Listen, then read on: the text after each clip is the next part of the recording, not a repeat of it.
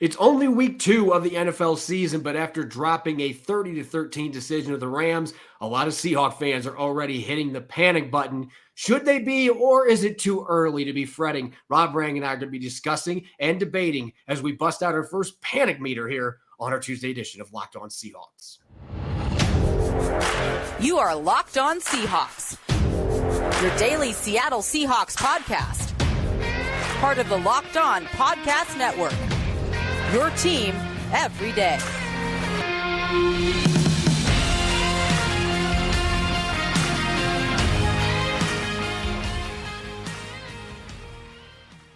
Greetings, 12. This is Corbin Smith, the host of the Locked On Seahawks podcast, your daily Seahawks podcast, part of the Locked On Podcast Network, your team every day. Glad to be joined, as always, by my co-host in crime, Rob Rang, and a special thanks to all the 12s out there, whether you're listening in West Virginia land at Morgantown, West Virginia, or overseas in Manchester, England. We greatly appreciate you making Locked On Seahawks your first listen 5 days a week.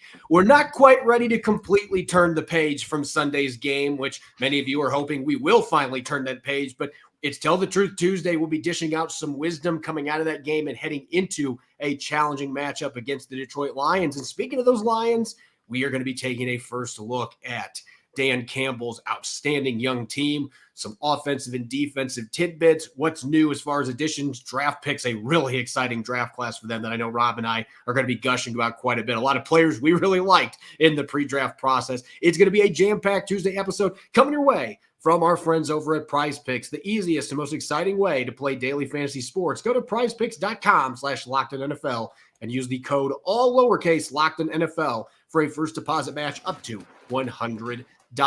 Now for your lead story here on our Tuesday edition of Locked On Seahawks. We kind of have an unwritten rule here on Locked On Seahawks that you don't bring out the panic meter until at least week 6, especially with the extra week added to the season. After one game, there's been plenty of teams that have made deep playoff runs that lost their season opener. There's really no reason to panic. And yet we made an exception because, again, this is an unwritten rule, and a lot of Seahawks fans are really fired up for bad reasons coming out of this game. They got a bad taste in their mouth with the way that the Rams beat down the Seahawks at home in the second half on Sunday. And I think that there were some things that were concerning potentially beyond just one game. And so that leads us to bring out the panic meter after just one game. I think this is the earliest easily that we've ever brought this out, but I think it's warranted when you consider some of the injuries and just some of the really unfortunate and disappointing things that happened in this season opener, Rob. So I'm going to dish the mic to you first. And just so our listeners can see the panic meter this year, we made a few changes to our verbiage, but it's 1 to 5, 1 being RELAX, and best wishes to Aaron Rodgers in the recovery. That was absolutely brutal seeing that injury last night. 4 plays in, as excited as Jets fans were. 2, in Geno and Pete we trust. 3, using Pete Carroll verbiage the other day, a little concern. 4, mock draft fever, ? And 5, Jody is moving the team. The house is on fire. So that is our panic meter that we will be using this year, and hopefully we won't have to bring it out very many times. But again, this is the earliest we've ever had to. So Rob, I dish it to you. Where is your panic meter at? I know it's only been one game, and you said yesterday, hey, this happens. You lose games like this, but there were some things that weren't necessarily positive developments that came out of this game either. Well, I think the very first thing I would say is I would have to probably just use the words that Pete Carroll said, a little concerned, and that would technically put me at a 3. However, I feel even more strongly in number 2, in Pete and Geno we trust. I think that, to me, it was kind of perfectly articulated by one of our Twitter followers, and thank you, as Corbin, as you often say, thank you to all of our supporters, whether it be on Twitter, whether it be on Facebook, whether it be on YouTube, whatever the case might be. Thank you, thank you, thank you. But this particular gentleman, Anthony Green, who made a comment that he's a lifelong Seahawks follower and he is a season ticket holder for 14 years. I presume that means the past 14 years. Well, then, sir, and all those other Seahawks fans out there who are concerned, the worst you've seen from this team is a 7-9 record. This is not a bad football team. If you have any faith at all in what Pete Carroll has done when he has led you to the playoffs 9 times over that time, then I think that you have to just kind of pause on this panic meter because, as you said, Corbin, there have been an awful lot of football teams that have stubbed their toe in week 1 and then gone on to have great success. I mentioned yesterday the Cincinnati Bengals and the San Francisco 49ers played in the AFC and NFC championship games, and they both lost their first game. As you referenced, Aaron Rodgers and the New York Jets. How about the resiliency that the Jets showed after Aaron Rodgers went down with the horrific Achilles tear? I mean, to me, that's what the Seahawks have to demonstrate here. Now, am I concerned? Sure, because if you lose Charles Cross, you lose Abraham Lucas for any amount of time, that is going to be a very significant blow. Obviously, Tyler Lockett could be a very significant blow. If Uchenna Nwosu's injury winds up being more serious than initial fear, that could be a significant blow. But again, in Pete Carroll and in my own eyes with Geno Smith, the accuracy that I saw in the training camp, I thought that he did a great job of showing how competitive he was and yet not losing his cool like a few other members of the Seahawks did yesterday or during in Sunday's game. So I was actually kind of encouraged by the leadership and just the competitiveness that I saw from Geno Smith. So if you got to kind of just force me to pick one number because I don't want to do the decimal thing. I'm not a math guy. I'm going to go with 2 because I do have a great deal that Pete Carroll is going to be able to kind of right the ship because that's what he's done his entire NFL or at least his entire career with the Seattle Seahawks. Yeah, for me, this is a twofold thing because I think you have to look at the two sides of the football. Right now, I would be either going a 1 or a 2 on offense. I know they had 12 yards of total offense against the Rams in the second half the other day, but your tackles were out. You're hoping you're going to have at least one of those 2 players available against the Detroit Lions, if not both. You just signed Jason Peters, who could probably get ready to play within 2 days because the guy's been playing football since 1905. So it's not going to be difficult for him to go out and play at a high level. He's played a ton of NFL football. He knows what he's doing. He's seen every type of pass rusher. So I don't have concerns there. The talent is going to rise to the top. The cream is going to rise to the top for the Seahawks. And I feel strongly that offense, that might be the worst. Hopefully it's the worst performance they have this entire season. They're able to get things rolling against Detroit, and they were able to do that last year at Ford Field. This is a better Lions team, but hopefully the offense finds some rhythm this week and they can build off that because this should be a top 3, top 5 caliber offense. So I'm still confident there. Where I'm not necessarily feeling so good, I don't know that I'm in mock draft fever. If I had to go here, I'd say I'm more than a little concerned, but I'm not quite doing mock drafts yet when it comes to the defense. And the reason I say that is I have concerns with that interior defensive line. And we haven't seen the consistent production from the outside linebackers. And I just don't know how much we're going to get from that group. There's so much upside with that edge rushing group, and yet the production hasn't necessarily matched up to that. The run defense was better this past weekend, but the Rams, that's not really what they're built around, running the football. There's going to be teams like San Francisco that are going to be much more formidable running the ball, that have better offensive lines. So I don't really know if I believe yet in that run defense and that interior D line. You didn't get anything from Draymond Jones. I don't expect that to last, but that is still a position group that I have concerns about. And you're probably going to be throwing Devin Witherspoon in without a preseason. I'm confident that he can go out and play at a high level because he's a fantastic football player, but still, that secondary did not look good the other day. And the mistakes they made are correctable. Missed tackles, you can correct those. A lot of assignment-related issues, fix your communication, and then several of those plays probably don't happen, or you have much better coverage on those plays. So from that perspective, there's some optimism for me. But yet at the same time, I just don't feel like it's as cut and dry that this defense, and I'm worried a little bit about the coaching staff on that side. They haven't shown the ability to consistently adapt and adjust to what other teams are doing to them. This has been going on for 5 or 6 years where there's been little stretches where the defense has found its rhythm, but then they seem to resort back to really struggling against the pass, or last year it was against the run. So to me, this is really a double-edged sword, so to speak. I think the offense, I would be really optimistic, maybe even a 1 here. Relax, everything's going to be fine. Defense, I'm at least a little bit concerned, if not a lot concerned about that side of the ball, just with the defensive line, the pass rushers, and maybe some question marks in secondary with some of the health issues they have. If you get Witherspoon and Adams back healthy, then I'm confident that group's going to figure things out with the talent they have. But there's enough questions there that I am a little bit concerned, and there's a little bit of panic here. But again, it's week 2. There's a lot of football season left. And hopefully, Rob, we won't have to bust this out anytime soon, and the Seahawks will get rolling starting this week against the Lions. Coming up next here on our Tuesday edition of Locked On Seahawks, it's Tell the Truth Tuesday. Some words of wisdom from Rob and I as we take a final look at Sunday's game and look forward to this upcoming matchup against the Detroit Lions. We'll get to that here in a moment on our Tuesday edition of Locked On Seahawks, which is brought your way by FanDuel. It's officially week 2 of the NFL season, and you can get incredible offers from FanDuel, America's #1 sportsbook.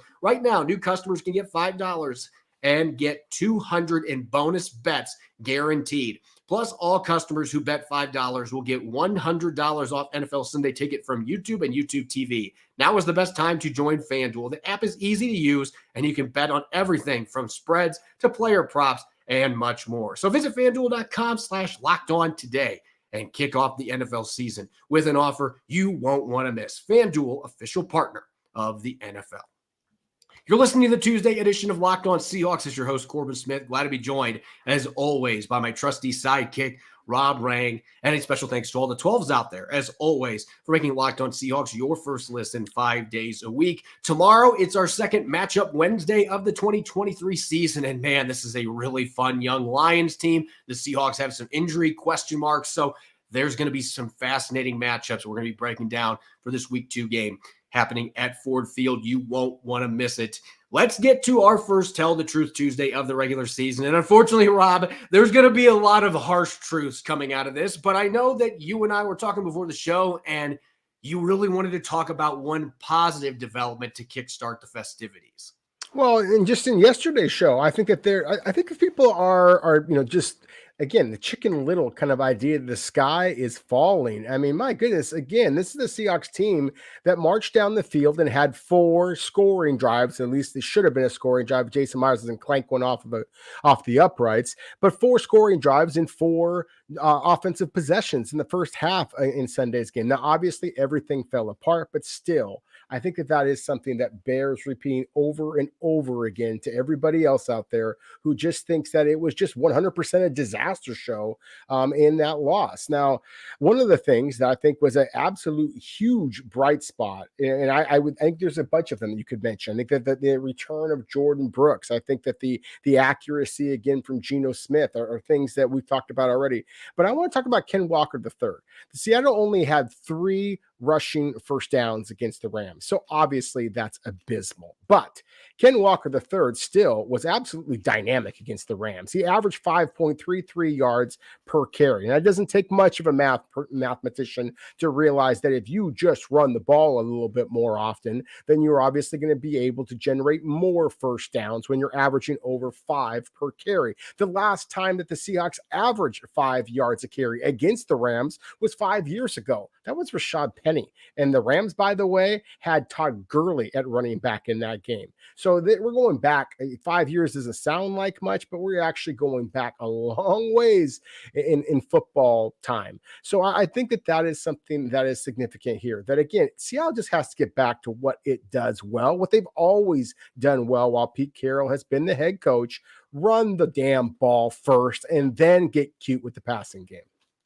That's a perfect segue into my first Tell the Truth wisdom here. And this is going to surprise some of our listeners because I will say this again. I think Charles Cross going out, and as far as the rookies from Seattle's class last year, I think it is the toughest player to replace. And we got to see that last week. And yet I'm going to surprise some people with this statement, and I'm going to stand by this. And I've got some different reasons for saying this, but I think losing Abraham Lucas, not Charles Cross, would hurt Seattle more in the short term. And let me explain why. The reason I said you had a great segue there, I think this Detroit Lions team that you are facing coming up here in Sunday's first road contest, you've got Aiden Hutchinson that you got to worry about. Charles Harris. They've got a number of really solid pass rushers.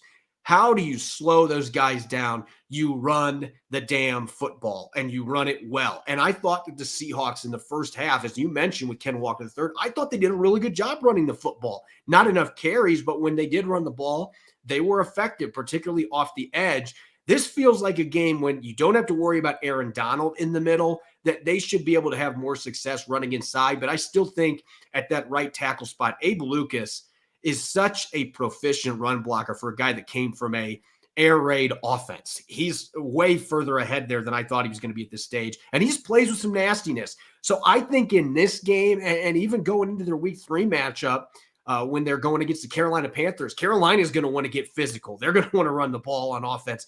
I think these are games where having Abe Lucas out there to really anchor that run game, and he is going to fare better against guys that are power rushers. He's going to be facing some guys that are power rushers. There's some speed guys too, but I just feel like Abe Lucas these next few games, if it's a longer period, Charles Cross certainly missing him would be a big deal. But I'm also banking on Stone Forsythe revisiting the film. I thought he played okay the other day. Can he do it for a whole game? We'll see. But you also just brought in Jason Peters. Jake Curhan is the guy at right tackle. I just have more concerns at this point with the backup situation. Adding all those things together, that's why I think Abe Lucas being out would be a bigger deal, at least for the next few games for the Seahawks. I think that's a possibility. I am a huge fan of both Charles Cross and Abe Lucas and what they were able to provide the Seahawks a year ago. I really like the signing of Jason Pearson because it gives the club an awful lot of flexibility because he has played on both positions.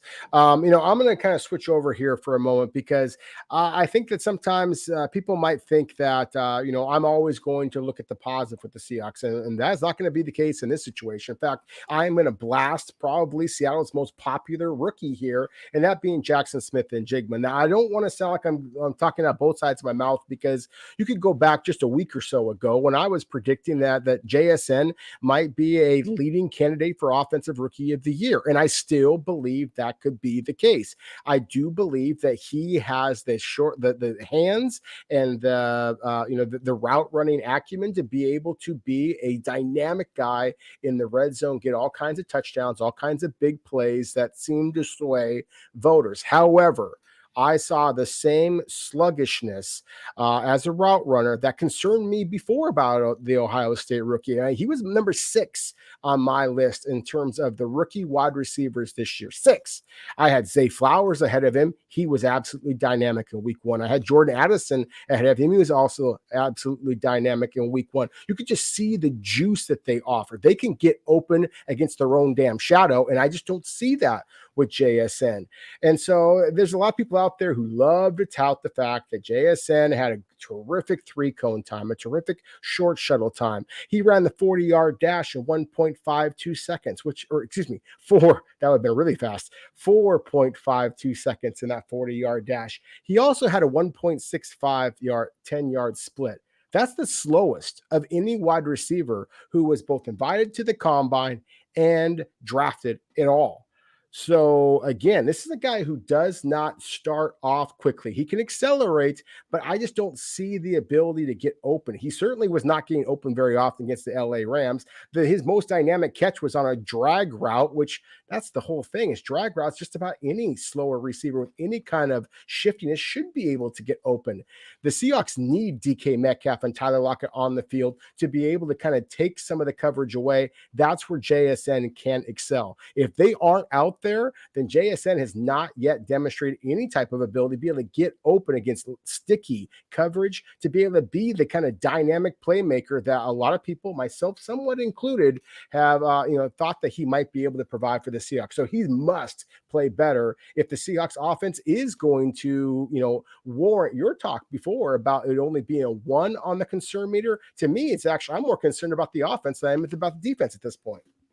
Interesting. Yeah, I think we have a little different viewpoints on that, but I would agree with you. I didn't think that Jackson Smith-Njigba looked explosive at all in this football game. And maybe some of it was the routes they were having him run. I didn't like the fact he was doing all these really short routes. I want to see the intermediate game in the middle of the field where he has excelled the most at, but we didn't see much of that in this football game. Now, I want to talk, we've looked at Noah Fant. We've talked about Colby Parkinson. I've talked about Colby Parkinson ad nauseum over the last 5 or 6 months, but I want to talk about the player that just always seems to be Mr. Consistency in the passing game at tight end. And Will Dissly, in my opinion, remains, as he has been really since his injuries his first 2 years, an underutilized asset in this passing game. Rob, you look at the 2 catches that he had in the first half.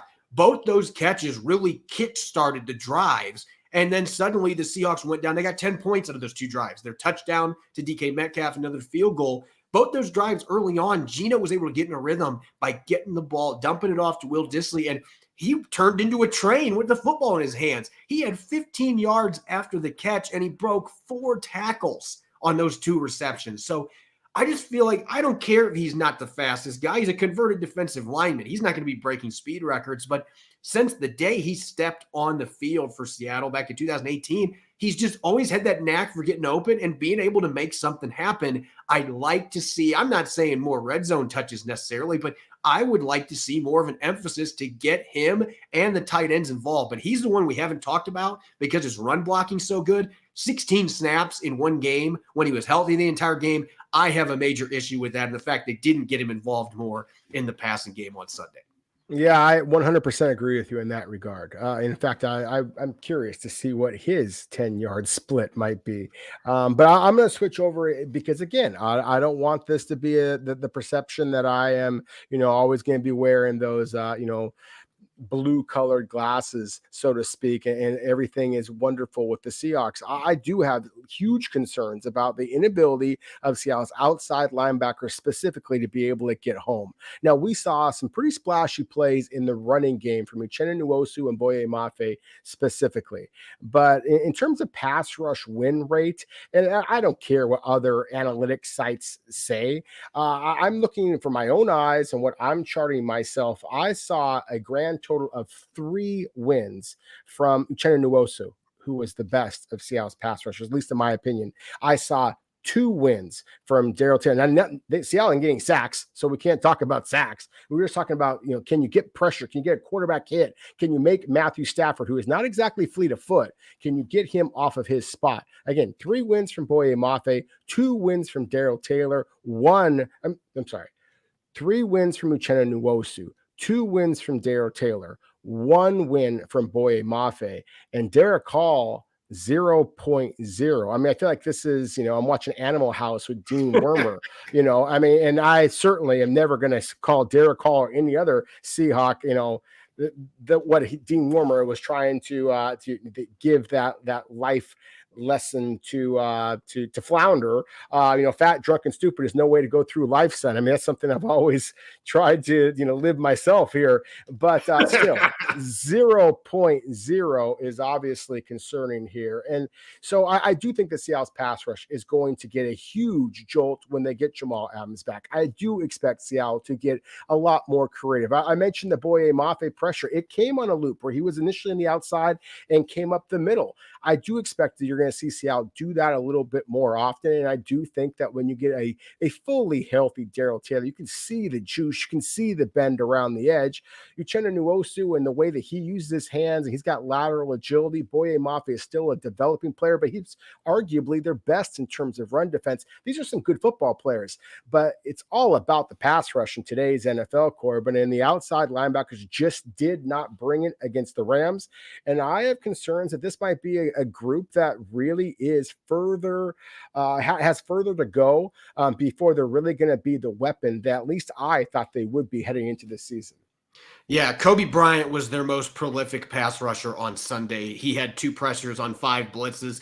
Take that for what it is worth. That's just the way that the game went for the Seahawks, particularly the inside guys. There was no pressure to speak of from their interior rushers, Draymond Jones and company. I'm going to cap off with a positive because I feel like my first 2 tell the truth tidbits here weren't necessarily on the optimistic side. But contrary to the narrative, I think the Seahawks are in great hands at linebacker. We have talked about how poor the secondary played, how poor the pass rush was, the lack of pass rush in the interior. I know the run defense was solid up front, but there were so many things to nitpick about with that defense on Sunday. One thing that I can't nitpick about is the linebackers. And this is what I'm going to say. There's a lot of narratives out there that Bobby Wagner's hurting this defense with his inability to cover. Watch the film again. There were 2 or 3 times I thought Bobby Wagner was in really good position and Matthew Stafford just threw perfect passes. It happened multiple times in the game. On the first drive, Tyler Higbee, who's one of the best receiving tight ends in the NFC, he's given the Seahawks fits. Jordan Brooks was all over him in his hip pocket on a pivot route, which is extremely difficult to cover. I posted this on my Twitter. If you want to go watch it, it is up there. It's one of the clips I posted this morning. Jordan Brooks had perfect positioning there, and Matthew Stafford sidearmed it. And if he would have had that 2 centimeters further behind than what he did, Jordan Brooks gets a fingertip on it. It's broken up. That's how perfect the pass was. He threw it exactly where it had to be. So I thought that Matthew Stafford just tip your helmet to him. He was phenomenal on those intermediate passes. And I thought the Seahawks linebackers, Devin Bush had another play where it might have been less than a centimeter that he missed tipping the football, ended up getting to Puka Nacua for another first down, and he was in good position. And Matthew Stafford was just dropping dimes. And then run defense, Bobby Wagner had 9 tackles, netting 2 or fewer yards. So those are impact plays. He had 3 tackles for loss or at the line of scrimmage in this game. Those are impact plays. Jordan Brooks had a couple of them himself. I thought Devin Bush played the run well, the few snaps that he was in. So I was really excited by what I saw from this position group. It's the one positive that really jumped out to me on defense all the way around for the Seahawks coming out of this game. And those are 3 veterans. They're all around right now. Jordan Brooks doesn't look like there's any signs of that injury. So I think that it's exciting what we saw from the group of linebackers. Coming up next, it's time for our first look at the Detroit Lions. What's new, additions, departures, and of course, we'll be looking at some schematic stuff, personnel. I get really excited when we start to pull back the curtains behind enemy lines. And this is a really fun, talented Detroit Lions team the Seahawks will be battling in week 2. We'll get to that first look scouting report coming up next year on our Tuesday edition of Locked On Seahawks, which is brought your way by our friends over at Prize Picks. Prize Picks is the largest independently owned daily fantasy sports platform in North America. It's the easiest and most exciting way to play daily fantasy sports. It's just you against the numbers. Instead of battling thousands of other players, including pros and sharks, you pick more than or less than on 2 to 6 player stat projections and watch the winnings roll in. Prize Picks is really simple to play. I can make my picks and submit my entry in less than 60 seconds. This week's on Prize Picks, I'm selecting DK Metcalf for more than 70 yards. He better not get any penalties, though. And Derrick Henry for 80 yards for the Tennessee Titans. Prize Picks is an absolute blast each week, and it's an easy way to enjoy daily fantasy without any hassle and land quick winnings. Go to prizepicks.com/LockedInNFL and use the code LockedInNFL for a first deposit match up to $100. That's prizepicks.com/LockedInNFL and use the code LockedInNFL for a first deposit match up to $100. Prize Picks, daily fantasy sports made easy. You're listening to the Tuesday edition of Locked On Seahawks. I'm Corbin Smith, glad to be joined by my co-host in crime, Rob Rang, and a special thanks to each and every one of the 12s out there for making Locked On Seahawks your first listen 5 days a week. We greatly appreciate it. Make sure to listen in tomorrow. It's our weekly Matchup Wednesday segment. We'll be diving into a lot of fun and potentially dangerous matchups going into this game, depending on the health status for the Seahawks and the Lions, who have some offensive line issues they're dealing with injury-wise of their own. You won't want to miss the hard-hitting analysis coming up on our Wednesday show. Let's get to these Detroit Lions, shall we? I mean, everybody in Seattle loved them back in January when they beat the Green Bay Packers and sent the Seahawks to the playoffs. But I don't think that love is going to be present this weekend when Seattle travels to Detroit looking for its first win. And this is a team that just beat the defending champions on their home turf. I know they didn't have Kelsey, but still, that's an impressive win in a difficult place to play. And there's so much young talent on this team, Rob, this draft class they had. You and I both loved it. And those rookies went in and did a really nice job in that victory over the Chiefs. No, they had a huge impact. They were basically the exact opposite of what Seattle saw from their much more celebrated draft class. And again, I will absolutely call myself out because I am among those who has championed Seattle's draft class. And I still have a great deal of faith that they're going to prove to be very, very good. However, the Detroit Lions, on the other hand, took a bunch of players that you and I were very high on. They just took a bunch of those players much earlier than I thought that they should have. But give the Lions a great deal of credit. They identified the players that they wanted. They were bold in taking them, and they were successful, at least in week one, with how well they played. I think the running back, Jahmyr Gibbs, I mean, every single time he touched the ball, it just felt like the tape was on fast forward. I mean, his acceleration was really, really exciting. It's very similar to what I saw a year ago with Ken Walker, and frankly, what I saw, at least in limited snaps against the Rams this past weekend. I think that Sam Laporta, the tight end, you talked, and I think that you were very intelligent, wise in doing so, in pointing out how critical that Will Dissly's role can be for the Seahawks. The Rams threw the ball 5 times to the rookie tight end, Sam Laporta. He caught 5 passes for him. He had 3 first downs. I mean, he was very, very effective for them. So the rookie, Brian Branch, wound up having one of the interception, during the game that was huge in the outcome of that game, for the Lions to beat the Chiefs. So to me, there's a whole bunch of rookies out there that were spectacular. I love some of the free agent signings that this club had. CJ Gardner-Johnson, the safety and nickel corner. I mean, his physicality, his competitiveness, that was on display against Kansas City as well. The running back, David Montgomery, I mentioned Jahmyr Gibbs before, David Montgomery as well. Detroit had a pretty solid 1-2 punch at running back a year ago. And I think that they've significantly upgraded with these two. I think that they are faster. I think that they are more physical. And so, again, I just really like the way that Dan Campbell, how this team has taken their head coach, Dan Campbell's kind of mentality. Remember, he was the head coach that kind of famously said that they're going to, chew off or gnaw on people's knee bones and all that kind of stuff. They play with that type of aggression. And I haven't even mentioned my absolute favorite player on the entire team for the Lions to watch, and that, of course, is Aiden Hutchinson. I mean, he is the epitome of that type of physicality and nastiness. And so, to me, they're an easy team to root for because of just how hard they play the game. And again, that's kind of the exact opposite of what we saw from Seattle, who is about as flat as you can get, at least in the second half of that disappointing loss to the Rams last week.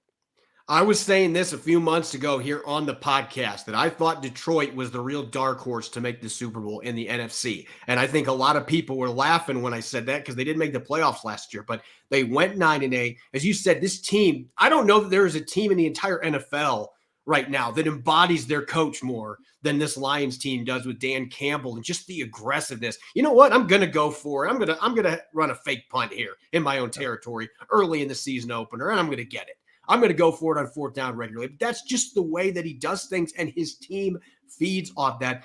This is probably one of my 2 or 3 favorite teams to watch in the NFL right now. And some of it is their style, too. When you look at the offense that they run, you got to be ready for a heavy dose of play action. They were in the top 5 last year in play action attempts. Jared Goff will murder you in play action. 16 touchdowns last year, led the NFL among all quarterbacks. He was 4th in yards, 3rd in yards per attempt. And now they've got that running game to feed off it. And they're kind of an old school running game. They were 5th in the NFL last year running power, my favorite run scheme. And they've got Jahmyr Gibbs. Now they've got David Montgomery, who's a good between the tackles runner. And really Gibbs is too. Gibbs averaged over 4 yards per carry after contact last week with his opportunities. Both those guys can catch the football. They love to throw to their running backs. But that running game being where it's at right now behind that stout offensive line and Jared Goff's proficiency in the play action game, picking up those chunk plays and taking those shots, this is a really dangerous offense that, by the way, I think has the number 1 head coaching candidate in waiting right now in Johnson calling the plays. He is fantastic, and I'm shocked he wasn't hired this offseason, to be honest with you. No, I agree with you. I think that there's a lot of reasons to be excited about what the Lions are doing.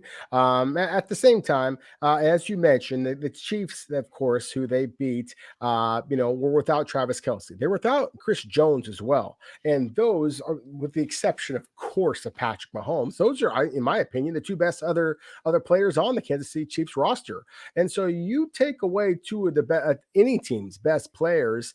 And again, as we talked about in yesterday's show, NFL, Corbin, where it's all about expectations. Everybody expects the Super Bowl champions. I mean, the Detroit Lions came in with plenty of hype, plenty of buzz, but nothing like the Super Bowl champions. So I wasn't surprised when Detroit won. I wasn't surprised with some of the other upsets in week one. Now, everybody is so down on the Seahawks, and the Pete Carroll is the master motivator that he is. Now, again, I still have huge concerns about Seattle and their offensive line. I'm not sure that Geno Smith's going to be able to get out of this game unscathed. But at the same time, I do feel like now they're the underdog. This is a Seahawks team that, remember, it wasn't just complete luck that they snuck into the playoffs because the Lions beat the Packers in week 17. It's because the Seahawks had beat the Lions previously in the year, and that's what set up the tiebreaker. So, they are, I think, a team that matches up pretty well with the Detroit Lions. We'll see if that actually comes to fruition and they play with a tech that they can match. That's what I want to make sure I say here is if Seattle can match Detroit's intensity, I think this is a pretty interesting football game. Certainly a lot closer than it was against the LA Rams team. And then finally, one last thing, as you mentioned a couple of times, Matthew Stafford, you're right, sir. Stafford was absolutely on point. He looked like an MVP candidate in that game. Now, will he be able to hold that up all year long? Who knows? But he was spectacular. So, as you said, tip a helmet to him because he was very good. It'll be on the Seahawks to be able to get more pressure on Jared Goff. Otherwise, he could look like an MVP himself because he certainly looked great against the Chiefs. He made better, more confident throws against the Chiefs in week one this past week than I saw him make all of last year and most of his time with the LA Rams as well. Yeah, he really has blossomed in this offense after the Rams just discarded him in favor of Matthew Stafford. They really have done what works best with him coming from his Rams days. They play a lot of their snaps under center. They run a lot of two-back. I told you there's reasons I love this football team. I mean, they're old school. They run a lot of two-back. They run a lot of gap, downhill power run. They want to punch you in the mouth. And I see that same mentality on defense, Rob. This is a team that last year ranked 7th in the NFL in blitz percentage, but against the great Patrick Mahomes, they only blitzed 11.1%. I think that is an asterisk. I do not think that is, we're suddenly not going to be aggressive blitzing. Now, maybe they don't do it as much as they did last year, but you still got Aaron Glenn as the coordinator. He is an aggressive guy, just like Dan Campbell. I expect that we are going to see plenty of pressure, especially if the Seahawks are playing 1 or 2 reserve tackles. You can't tell me Aaron Glenn is not going to be trying to dial up some extra pressure to really take advantage of that and get after Geno Smith, blow up the run game for the Seahawks.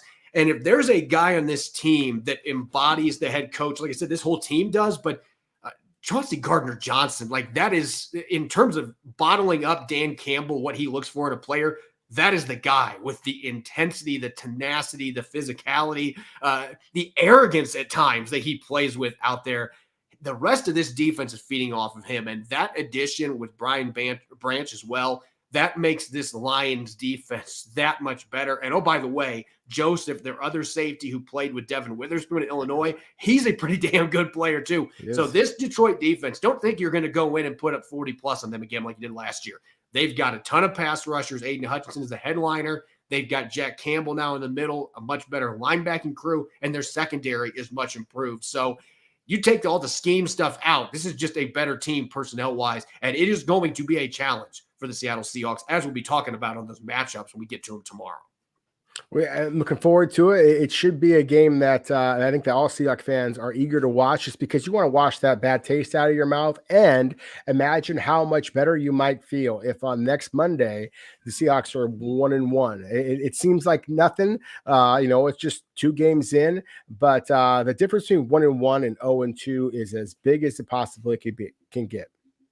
As always, you can follow me on Twitter, Corbin Smith NFL. You can follow Rob at Rob Rang. Subscribe and follow Locked On Seahawks on YouTube and wherever you listen to your podcast to make sure you don't miss a single episode. As we just said, it's Matchup Wednesday coming up tomorrow, and there's some really appetizing matchups on both sides of the ball going to this game, and maybe a few that aren't so much that you want to stay away. Not the fine cuisine that you're looking for, and you can say that for both teams. It's going to be an exciting episode. Make sure you're listening in and enjoy the rest of your Tuesday. Go Hawks.